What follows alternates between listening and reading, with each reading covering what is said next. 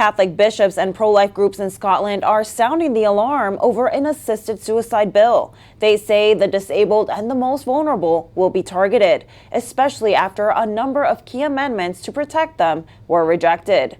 One of the rejected safeguards would have restricted eligibility to those with 6 months or less to live.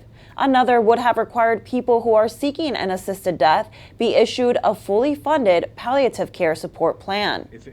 Andy Drozdziak from EWTN's Catholic News Agency tells us the church leaders and pro-lifers are concerned with the bill's definition of terminal illness and fear how accessible assisted suicide could become.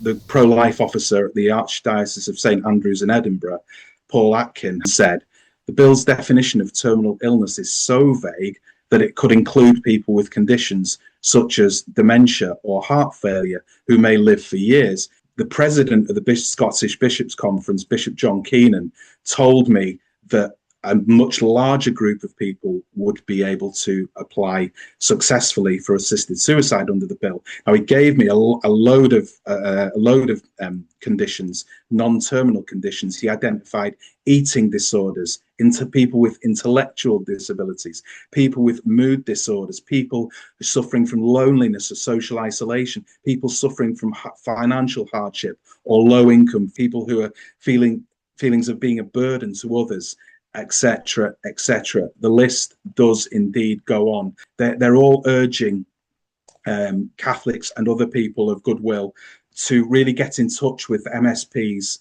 to urge them to share these dangers, to show them how dangerous it will be if it will become law.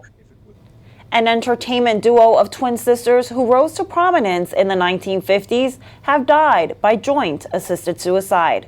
German-born Alice and Ellen Kessler joined a Society for Humane Dying more than a year ago. They told their friends they wanted to die together on a specific date.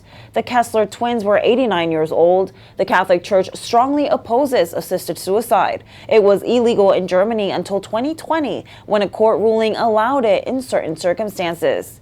We pray for the repose of their souls and for anyone in their shoes who might be tempted to take their lives. And we join our prayers to the Pope's intention for this month, the prevention of suicide.